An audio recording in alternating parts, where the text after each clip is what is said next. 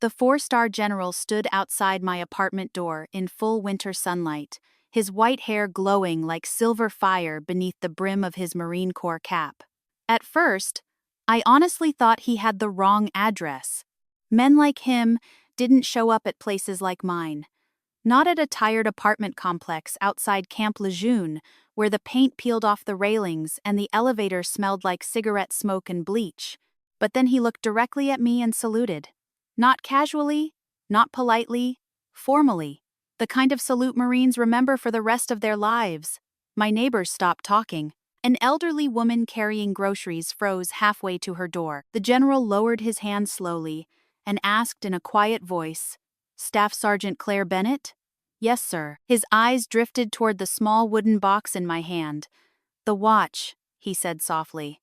"Have you opened the back yet?" And suddenly, for the first time since my father died, I realized that maybe my grandfather's broken watch wasn't worthless after all. 3 days earlier, I'd stood beside my father's grave under a gray Charleston sky, while cold rain soaked through the shoulders of my dress blues. My brother Daniel never stopped checking his phone during the funeral. My sister Rebecca cried loudly whenever people were watching, then instantly stopped whenever they turned away. I stood quietly between them, listening to the minister talk about legacy and family and honor, while mud gathered around our shoes. The funny thing about funerals is how quickly people reveal who they really are once the coffin disappears underground. By the time we arrived at the lawyer's office afterward, Daniel was already asking about paperwork. Rebecca wanted to know whether the company transfer had been finalized. Nobody asked whether I'd eaten. Nobody asked how I was holding up. That part wasn't unusual. I'd been invisible in my family for most of my life. The lawyer's office overlooked the Charleston harbor. Expensive boats drifted across the water while old ceiling fans hummed above us. Miss Whitmore, my father's attorney, looked exhausted. He was probably in his late 70s, thin as driftwood with tired eyes behind thick glasses. "I'll make this brief," he said carefully. Daniel leaned forward immediately. Rebecca crossed her legs and adjusted her pearl bracelet. And me? I just sat there trying not to think about the last thing my father ever said to me. "Thank you for coming, Claire." Not "I love you." Not "I'm proud of you." Just "thank you for coming." Mr. Whitmore opened the folder. "To Daniel Bennett," he said. "Your father leaves the Charleston family estate, including all adjoining property." Daniel smiled before the sentence even finished. "To Rebecca Bennett Lawson, your father leaves controlling operational ownership of Bennett Coastal Logistics." Rebecca let out a shaky breath of relief. Then came me. The lawyer hesitated. Something in his face changed. "To Claire Bennett," Daniel smirked already. "Your father requested that you receive this item personally." "Mr." Whitmore reached beneath the desk and lifted out a tiny wooden box. I remember blinking, confused. That was it. He handed it to me gently. Inside sat my grandfather Walter Bennett's old military watch. Scratched crystal, cracked leather strap, dead. The thing probably hadn't worked since Ronald Reagan was president. Daniel laughed first. Actually laughed. "You serious?" Rebecca covered her mouth, trying to hide her smile. "Oh my God," she whispered. "Dad really gave her grandpa's junk drawer watch." Even Mr. Whitmore looked uncomfortable. I stared down at the watch silently while heat crawled up my neck. That watch used to belong to my grandfather during Korea. I remembered seeing it when I was little. He wore it every day, until arthritis twisted his hands too badly to wind it anymore. Still, a broken watch. That was my inheritance. After everything, after all the nights sleeping in hospital chairs beside Dad, after missing deployments to help him through chemo, after paying medical bills, Daniel and Rebecca pretended not to notice. I closed the box carefully. "Thank you," I said quietly. Daniel snorted. "You don't got to pretend to be grateful." I looked at him. For a second, I almost said everything I'd swallowed for 20 years. About how Dad called me every time he needed help, but called Daniel whenever he wanted approval. About Rebecca disappearing whenever caregiving became inconvenient. About being treated like unpaid staff instead of family. But Marines learned something early. Humiliation passes quicker when you refuse to perform it for other people. so I stood up calmly. Mr. Whitmore suddenly cleared his throat. "There is one more thing," he said. We all looked up. "Your father requested that Claire receive the watch directly from me. No mailing, no substitutions." Daniel rolled his eyes. Very dramatic. But the lawyer didn't laugh. He kept staring at me strangely, almost nervously. I didn't understand it then. I would later.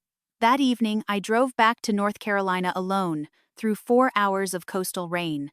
The farther I got from Charleston, the lighter my chest felt. Not because I wasn't grieving, because grief gets complicated when the person who hurt you is also the person you loved most. My apartment looked exactly the way I'd left it. Tiny kitchen, fold-out couch, coffee maker older than some Marines in my unit. I placed the watch box on the counter and sat there for a long time in silence. Eventually, curiosity got the better of me. I picked it up. The metal felt cold and heavier than I remembered. On the back were tiny engraved initials. W.B. Correa 1993. I ran my thumb across them slowly. My grandfather had been a quiet man, never talked much about the war. But when I joined the Marines, he hugged me harder than anyone else in the family. "You carry yourself like somebody worth remembering," he once told me. Nobody had ever said something like that to me before. I opened the watch face again, still dead, still worthless, or so I thought. Frustrated, I tossed it into the kitchen drawer beside takeout menus and spare batteries. Then I myself a bourbon, and tried to forget the entire humiliating day. 3 mornings later, someone knocked on my apartment door at exactly 7:12 a.m. Not pounded, knocked. Precise, controlled, military. I opened the door expecting maintenance. Instead, a black government SUV sat parked beside the curb, and standing in front of me was an elderly Marine general wearing 4 stars beneath winter sunlight. For a second, I forgot how to breathe. He studied me carefully. Not my apartment, not my clothes, me. Then he saluted. "Staff Sergeant Bennett," he said. "Yes, sir." His eyes softened slightly. "I served with your grandfather." Every sound in the hallway disappeared. "He asked me to find you someday." The general continued quietly. "If the watch ever came back into your hands." My stomach tightened. The old man glanced past me toward the kitchen, toward the drawer. Then he asked the question that changed my life forever. "Have you opened the back of the watch yet?" I remember staring at the general for several seconds before my brain finally caught up with reality. A 4-star Marine general was standing outside my apartment, asking about my grandfather's broken watch, like it was a matter of national security. I stepped aside automatically. "Please come in, sir." He entered slowly, carrying himself with the careful stiffness of an old warrior whose body had paid dearly for every medal on his chest. The hallway light caught the silver edges of his service ring. Even retired men like him never really stopped looking military. His eyes swept across my apartment quietly. Not judgmental, just observant. The coffee mugs in the sink, the stack of VA paperwork on the table, my folded uniforms near the couch. "You live alone?" he asked. "Yes, sir." He nodded once like he already understood more than I'd said. "I'm Raymond Mercer," he told me. "Retired commandant." I nearly dropped the coffee mug I was reaching for. Everybody in the Corps knew that name. General Raymond Mercer was practically living history. Korea, Vietnam, decorated twice. The kind of man younger Marines still studied at Quantico, and somehow he had known my grandfather.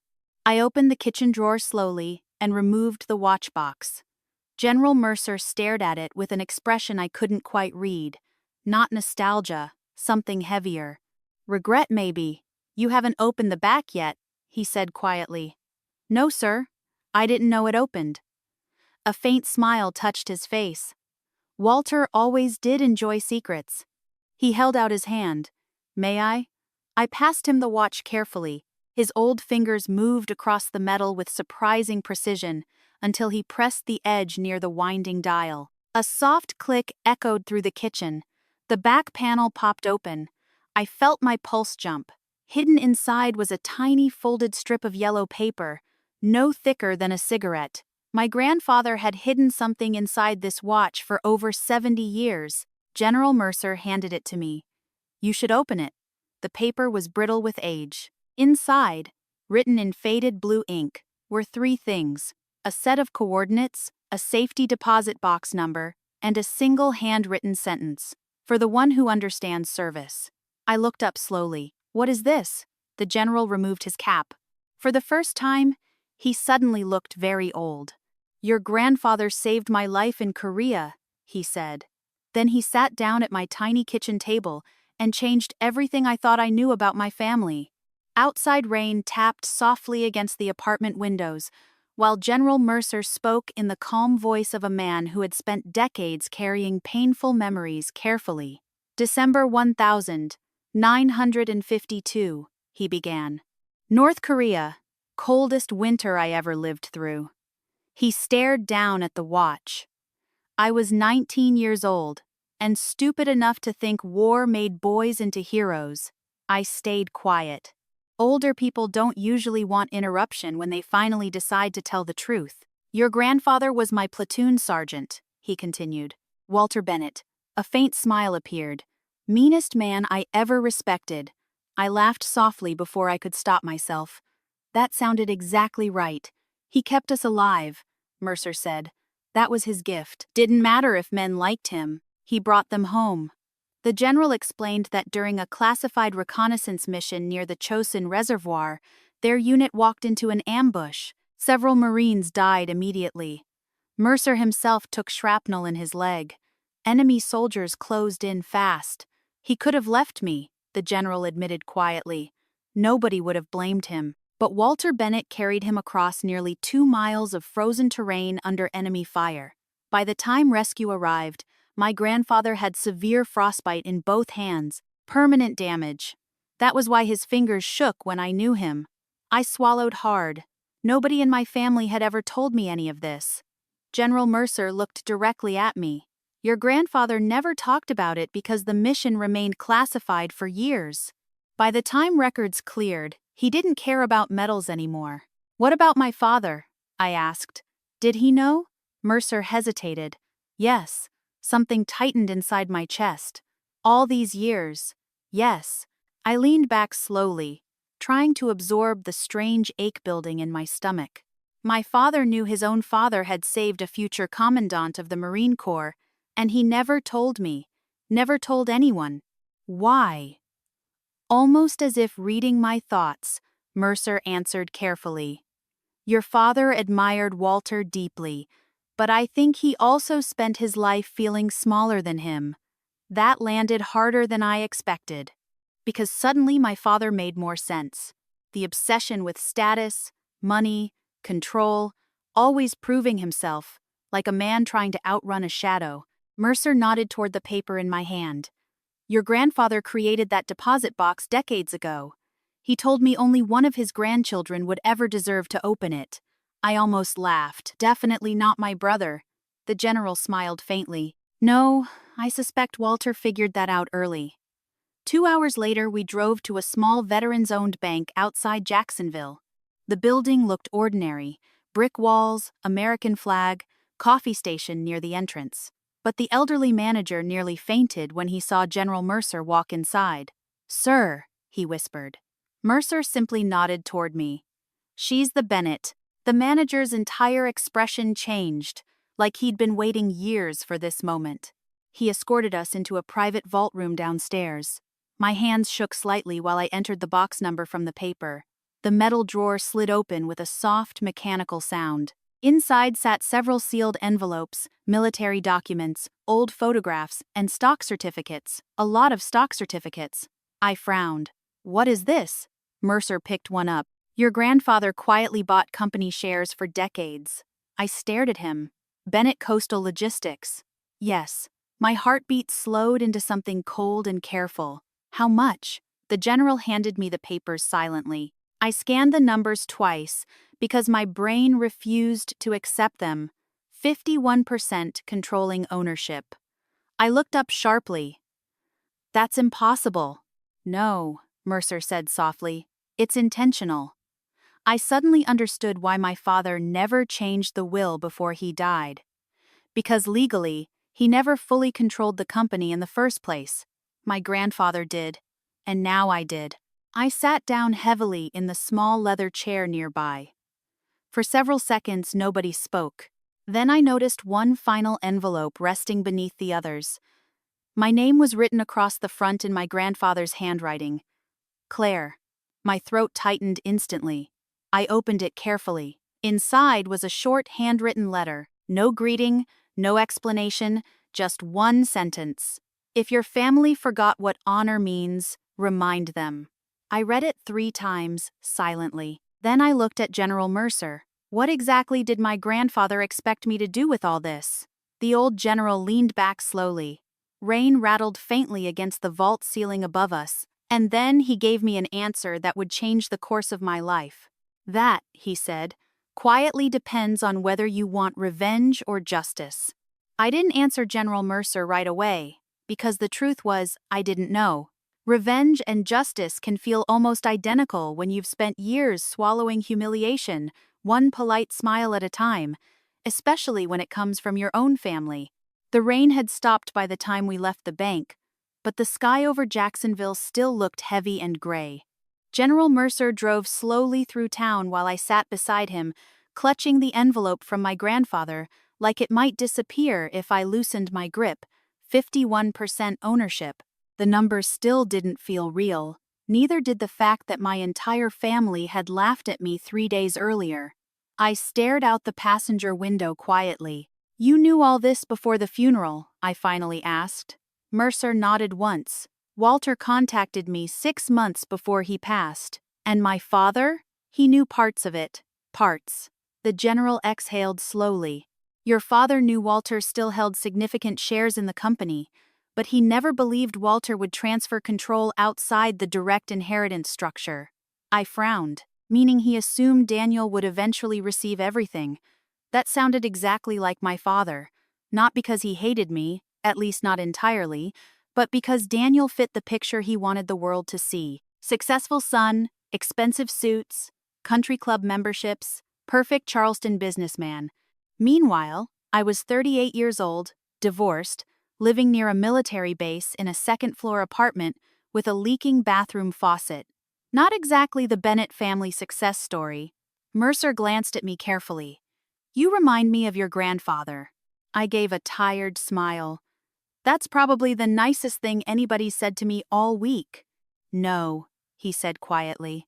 I mean the dangerous part. I looked over. Walter had a habit of enduring disrespect for very long periods of time.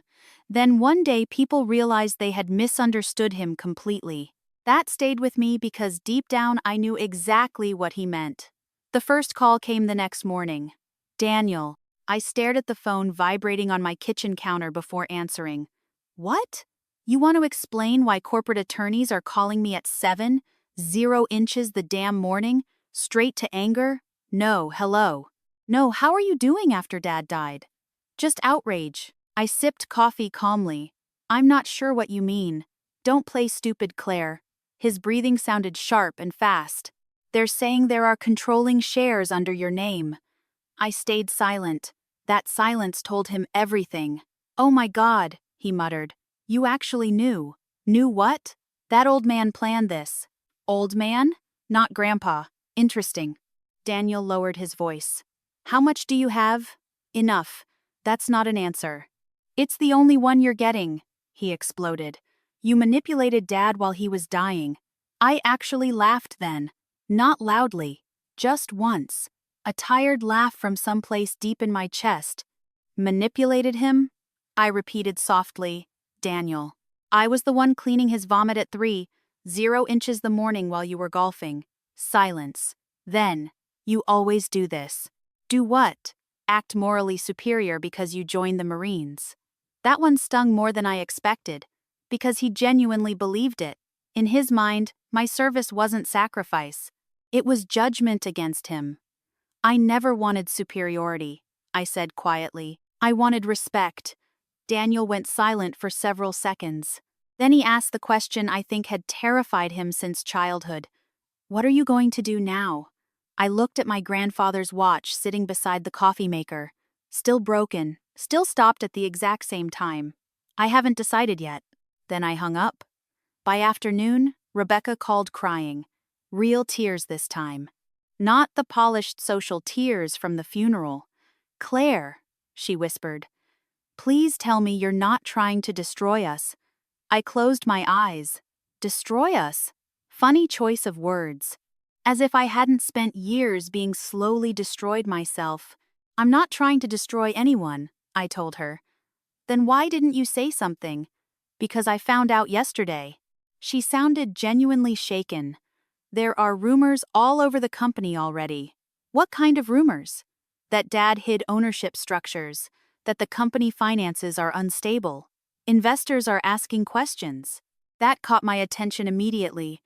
Unstable, how? Rebecca hesitated too long, and suddenly every marine instinct inside me woke up. What's Daniel hiding? No one's hiding anything. Rebecca, another silence. Then finally, he borrowed against future shipping contracts last year. How much? A lot. My stomach tightened. How much? Her voice cracked. Almost 40 million. I sat down slowly. $40 million? Jesus Christ. What did he do with it? I don't know all of it, she whispered. Expansion projects, real estate, debt restructuring. Translation. Daniel gambled with the company like a man trying to impress people richer than himself. And now the company was bleeding. How bad is it? I asked quietly. If creditors panic, we could lose everything. Everything? Not just money. Employees, retirement accounts, families, dock workers, drivers, people who'd spent their lives building that company. I rubbed my forehead slowly. This wasn't revenge anymore. This was responsibility, and somehow that felt heavier. Later that evening, General Mercer invited me to dinner at a quiet seafood place near the water. Mostly older couples filled the restaurant. Veterans, retirees, people speaking softly beneath warm yellow lights. Mercer cut into his trout carefully. You look troubled. Daniel buried the company in debt. The general nodded like he'd expected it. Men who inherit too much often confuse confidence with wisdom. I stared at my untouched food. I wanted to hate them, I admitted quietly. That's understandable. But now innocent people are involved.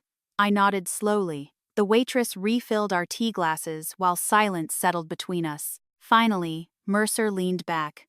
Claire, do you know why your grandfather chose you? Because I served no. The answer surprised me.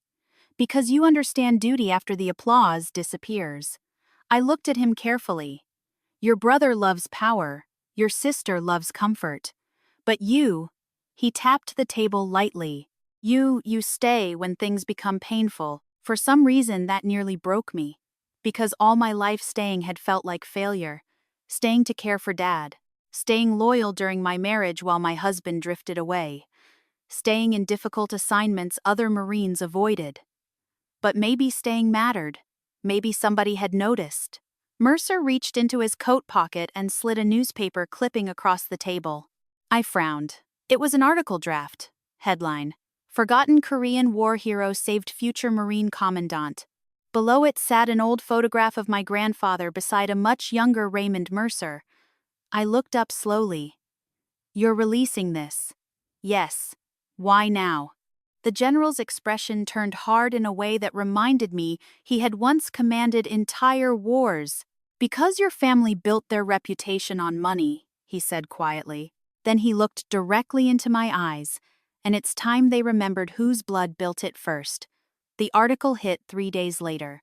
By breakfast, my grandfather's photograph was everywhere. Local papers, veterans' newsletters, Marine Corps forums online. Even Charleston television stations picked it up. Forgotten Korean War Hero Saved Future Commandant during classified mission. I must have read the headline 20 times that morning, sitting at my kitchen counter with cold coffee in my hands. There he was, Walter Bennett. My grandfather, a man who spent the last years of his life quietly feeding birds from a porch swing while arthritis twisted his fingers crooked. And suddenly the entire state was calling him a hero. Funny how quickly the world changes once somebody important confirms your worth. My phone rang nonstop.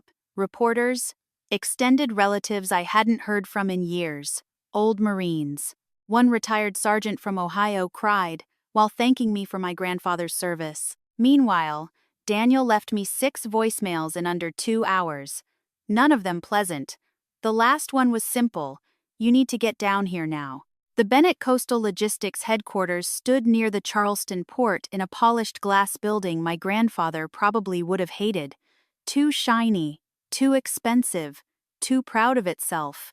When I walked into the lobby wearing civilian clothes and carrying Grandpa's watch in my jacket pocket, conversation stopped immediately. People stared. Some recognized me from the article. Others probably recognized the Bennett eyes. The receptionist stood quickly. "Miss Bennett? They're waiting upstairs." No smile, no warmth. Tension hung over the whole building like smoke before a fire. The elevator ride felt longer than it was. When the doors opened on the executive floor, I found Daniel pacing outside the conference room while Rebecca sat pale and exhausted beside the window. Neither looked happy to see me. Daniel pointed toward the room instantly. "You went public." I stayed calm. I didn't leak anything. That general did. He told the truth. Daniel laughed bitterly. "Truth?" He spread his arms wide. "The company stock dropped 9% this morning because investors think the family's imploding." I stared at him carefully. "No, Daniel. Investors think the company's unstable because apparently you borrowed $40 million without telling the board." Rebecca closed her eyes. Daniel froze. And just like that, I knew the number was even worse than she'd admitted. "How much?" I asked quietly. He looked away. "How much?" 58. My stomach dropped. $58 million? Sweet God. "What the hell were you thinking?" I was expanding. "You were gambling." His face turned red. "You think you understand business because Grandpa handed you some paperwork." "No," I said calmly. "I understand consequences because I've lived with them my entire adult life." That landed harder than shouting would have. Rebecca stood slowly. "Can we please stop doing this in the hallway?" Inside the conference room, company attorneys and board members sat around the long, polished table, looking like people trapped inside a hurricane shelter. Nobody smiled when I entered. One older board member stood awkwardly.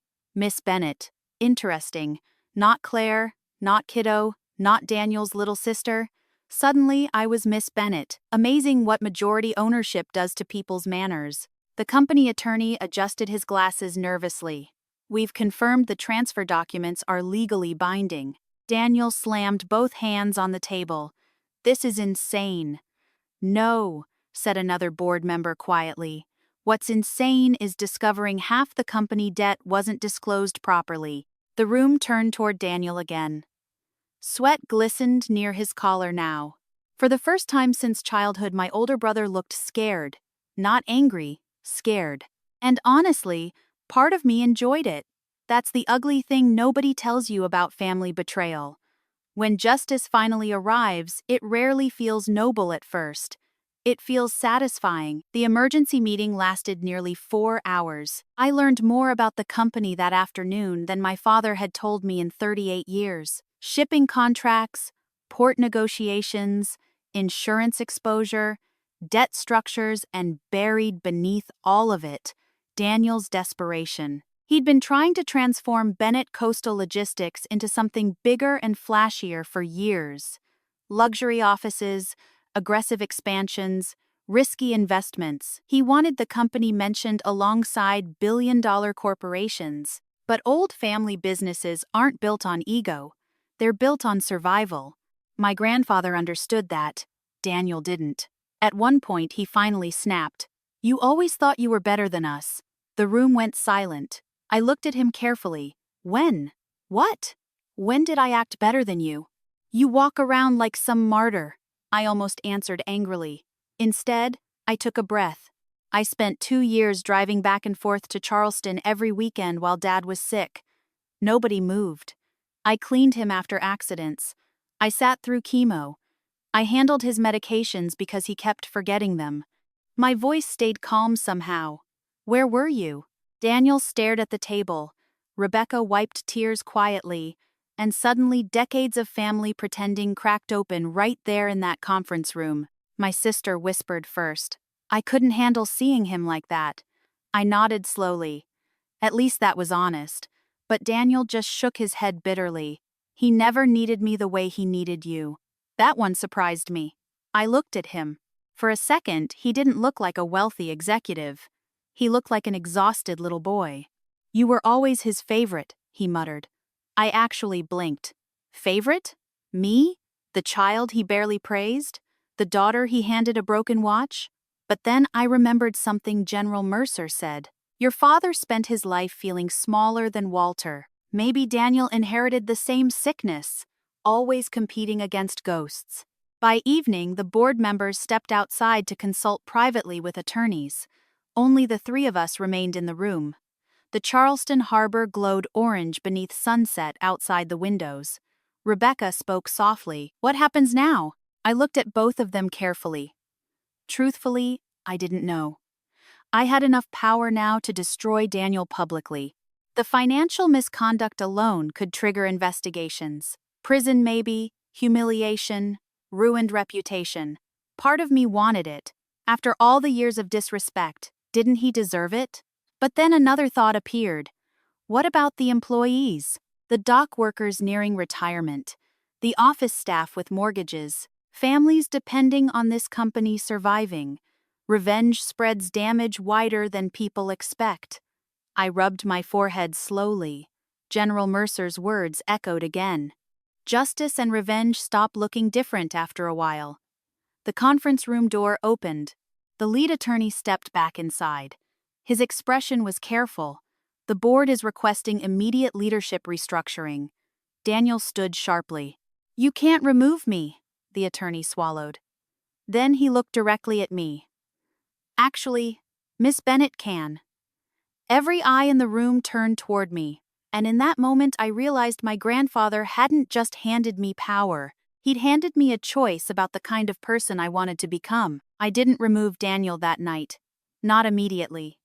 Which surprised everybody in the room, including him. The attorneys clearly expected a dramatic public execution. Corporate people enjoy blood almost as much as politicians do. Instead, I asked for 48 hours, just 2 days. Enough time to review every financial document myself. Enough time to decide whether I was acting out of responsibility or anger.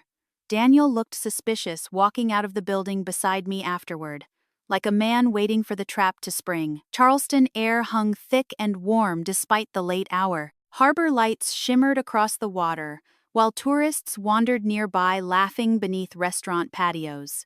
Normal life. Funny how ordinary the world stays, while families quietly collapse behind closed doors. Rebecca hugged herself beside the curb. I don't recognize us anymore, she whispered. I looked at her tired face carefully. The expensive makeup, the strained eyes, the fear underneath all of it. Truthfully, none of us looked like ourselves anymore. Maybe grief had finally stripped away the performance, or maybe we'd been pretending our entire lives. Back at my hotel that night, I couldn't sleep. I spread company records across the bed while old air conditioning rattled against the window. Numbers, debt schedules, port agreements, employee pension obligations. The deeper I dug, the more complicated Daniel's mess became. But something else slowly emerged, too. He hadn't stolen money, hadn't hidden offshore accounts, hadn't secretly bought yachts or mansions. Most of the debt came from desperate attempts to keep the company competitive against giant national shipping corporations, swallowing smaller family businesses every year. Bad decisions? Absolutely. Criminal greed? Not exactly. That mattered to me. At around midnight, somebody knocked softly at my hotel door. Rebecca. She held 2 coffees and looked exhausted. Couldn't sleep either, I asked. She gave a weak smile. You remember when Dad used to bring us here for shrimp festivals? I did. Back before money poisoned everything. Before success became the only language our family spoke. She sat carefully near the foot of the bed while I continued reviewing paperwork. Finally, she asked the question quietly. Are you going to ruin him? Straight to it, no pretending. I leaned back slowly. I don't know. Rebecca stared down into her coffee. You know what the worst part is? What? I think Daniel honestly believed he was saving the company. That hit harder than I expected because I knew she was probably right. People destroy things chasing approval all the time, especially from dead fathers. The next morning, I drove alone to my father's grave. Fresh flowers rested near the headstone from someone else's visit, probably Rebecca. The cemetery sat quiet beneath giant oak trees dripping Spanish moss. I stood there for a long time without speaking. Eventually, I crouched and brushed dirt from the base of the stone. Thomas Bennett, beloved father. Strange how gravestones simplify people. They never mention mistakes or silence or emotional wounds passed down across generations. I pulled my grandfather's watch from my pocket. Still frozen. Still stopped. Why me? I asked aloud. Not to Dad, to Grandpa. Because somewhere beneath all this, I still couldn't understand why he trusted me with something this heavy. The wind shifted softly through the trees, and for the first time in years, I allowed myself to admit something painful. I hadn't wanted my father's money. Not really. I wanted what every child wants, to feel chosen, important, loved openly. But some parents are too damaged to give those things properly. That realization didn't erase the hurt, it just made it sadder. That afternoon I made my decision. The emergency board meeting reconvened at 3. This time when I entered the room, nobody looked at me like an outsider anymore. The chair at the head of the table sat empty, waiting. Daniel looked pale. Rebecca looked terrified. The board members looked hungry. I remained standing. I've reviewed the financial exposure. I began calmly. The company can survive if immediate restructuring begins. Relief flickered briefly across several faces. Then I continued. Effective immediately, Daniel Bennett is removed as CEO. Daniel shut his eyes, not shocked, just defeated. But before anyone could celebrate, I added, he will not be publicly accused of fraud. That surprised everybody, especially the attorneys. I looked directly at Daniel. You made reckless decisions. You buried this company in debt trying to prove something to people who were never going to clap for you long enough. I paused. But you were trying to save the business, not rob it. Daniel stared at me silently. I continued. The debt will be restructured, expansion projects frozen, executive bonuses suspended. One board member frowned immediately. Suspended for how long? Until employee pensions are fully stabilized. That room got very quiet because wealthy executives don't like hearing the word pensions unless they're campaigning for office. I kept going. No layoffs of dock workers or drivers. Executive salaries reduced first. Now several board members looked openly irritated. Good. My grandfather would have enjoyed that part. Then I delivered the final piece. Daniel and Rebecca will remain with the company. Daniel blinked. What? You'll work salaried operational positions under oversight. His face flushed instantly. You're demoting me. Yes. Humiliation flickered through his eyes. For a second I saw the old version of myself reflected there, the overlooked child, the one never taken seriously. But unlike him, I wasn't doing this to cause pain. I was doing it because consequences matter. Rebecca spoke softly. Why are you helping us? The honest answer came out before I could filter it. Because Grandpa gave me responsibility, not permission to become cruel. Nobody spoke after that. That evening I met General Mercer outside the marina. He listened quietly while I explained everything. Finally, he nodded once. Walter would approve. I still feel angry, I admitted. You should. I wanted them to hurt. Mercer smiled sadly. Claire, forgiveness isn't pretending pain never happened. He looked out across the water. It's refusing to hand your pain to the next generation. We stood there in silence a while. Then he reached into his coat pocket and handed me one final envelope. Old, yellowed, my father's handwriting across the front. For Claire, my chest tightened instantly. I found it among Walter's papers. Mercer said softly, I think your father never found the courage to give it to you himself. I stared at the envelope in my trembling hands.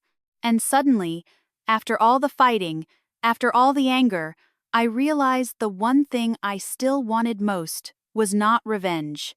It was the truth. I waited almost an hour before opening my father's letter. Not because I wasn't curious, because part of me was afraid no words inside could possibly heal 38 years of silence. That night, I sat alone on the balcony outside my hotel room while Charleston Harbor lights shimmered softly beneath the dark sky. The envelope trembled slightly in my hands. For Claire, just seeing my name written by him felt strangely personal. My father had never been a man comfortable with emotion. He communicated Claire's throat through instructions, bills paid, practical advice, quiet gestures. Love in our family usually arrived disguised as responsibility. I finally unfolded the letter, and for the first time since childhood, I cried because of my father instead of in spite of him. Claire, if you're reading this, then I probably waited too long again. That was my talent as a father, waiting too long. There are things I should have said years ago. The first is that I know I hurt you, more than once, more than I admitted. When you were young, I thought strength came from preparing children for disappointment. My own father raised me that way after Korea. I mistook emotional distance for discipline, but you were different from me, different from all of us. You stayed when things became difficult. I saw it every time you drove back from North Carolina to help me after chemo treatments. I saw it when you slept in hospital chairs. I saw it when you thought nobody noticed. The truth is, I depended on you because you were the only one I trusted not to leave. That wasn't fair to you, and I think somewhere along the way, I punished you for being the strongest person in the family. My vision blurred reading that line. I stopped for a moment, wiping my eyes carefully, then continued. Daniel always needed approval. Rebecca always needed protection, but you only needed honesty. And unfortunately, honesty was the one thing I struggled to give. Your grandfather understood something I didn't until too late. Character matters more than image. I spent my life protecting the appearance of success, while quietly leaning on the child I praised the least. For that, I am sorry. More than you know. There was more, much more. Stories about my grandfather, about the company's early years, about how terrified my father had been of losing everything his own father built after the war. Suddenly, the Bennett family finally made sense to me. Fear. Everything came back to fear. Fear of failure. Fear of appearing weak. Fear of not measuring up to Walter Bennett. Even love in our family had become tangled in performance. Near the end of the letter, my father wrote something that nearly broke me completely. You became the best of all of us, Claire, and I think part of me resented you for it. Not because you made me feel small, because you reminded me of the man I wished I'd been. I lowered the paper slowly and cried harder than I had at his funeral. Not dramatic sobbing, just quiet grief, the kind older people understand, the kind that comes when anger finally runs out and only sadness remains. A year later, Bennett Coastal Logistics barely resembled the company my father left behind. We survived. That still amazes me sometimes. The first 6 months were brutal. Debt restructuring, contract renegotiations, selling unnecessary corporate properties, executive pay cuts. A few board members resigned after discovering I cared more about pensions than private dining rooms. Good riddance. The strange part? Employees started trusting leadership again. Dock workers who hadn't smiled in years suddenly stopped me in hallways to talk. Drivers sent handwritten thank you cards after we restored retirement protections. One older mechanic shook my hand so hard I thought he might break it. Your granddaddy would be proud, he told me. That mattered more than any corporate award ever could. Daniel changed, too. Slowly, painfully, but genuinely. Losing the CEO title shattered something inside him at first. For months he barely spoke during meetings. Then one afternoon I walked past the loading docks and saw him helping workers unload supplies in 100 degrees heat without cameras nearby. No performance, no audience, just work. When he noticed me watching, he looked embarrassed. I forgot what this company actually does, he admitted quietly. That may have been the most honest sentence my brother ever spoke. Rebecca transformed in different ways. She started volunteering with military widow support programs through one of our new company charities. Not for publicity, most people never even knew. One evening she confessed something while we ate dinner together. "I used to think kindness was something weak people leaned on," she said softly. "And now," she smiled sadly, "now I think it's probably the hardest thing anybody can do." General Mercer passed away 11 months after my father, peacefully, in his sleep, 93 years old. I attended the funeral in dress blues beside rows of aging Marines standing painfully straight, despite canes and artificial knees. Before taps played, an officer handed me a small package Mercer requested I receive after his death. Inside sat my grandfather's repaired watch, fully restored, ticking softly. Alongside it was a note in Mercer's careful handwriting. "Some things only work again after time and pressure." I wear that watch every day now, not because it's valuable, because it reminds me what inheritance really means. Not money, not property, not power, responsibility, grace, truth. Last month, our family gathered for dinner at Rebecca's house. Nothing fancy. Pot roast, cornbread, sweet tea. Daniel complained about his back hurting after warehouse inspections. Rebecca laughed too loudly at one of my terrible Marine jokes, and for the first time in decades, nobody was pretending to be more important than they were. Halfway through dessert, Daniel looked at me quietly. "You know," he said, "I used to think Grandpa gave you that watch because he loved you more." I smiled faintly. "What do you think now?" He looked down at his plate for a moment. "I think he gave it to you because he trusted you more." That difference meant everything. A few weeks later, I stood at a military memorial ceremony while my grandfather's long overdue commendation was read publicly before a crowd of veterans and families. As applause echoed across the ceremony grounds, I touched the watch on my wrist gently. Then I looked toward the empty seat reserved for General Mercer and silently thanked both old Marines for teaching me something my family spent generations forgetting. Strength without humility destroys people, but strength with compassion can rebuild them. So, if you're listening to this story tonight while thinking about your own family, maybe your own old wounds, I hope you remember this. Sometimes the greatest inheritance isn't what somebody leaves behind, it's the chance to become better than the pain they handed you. And if this story meant something to you, share it with someone who still believes families can heal. And maybe subscribe for more stories about ordinary people finding dignity, courage, and peace in difficult places.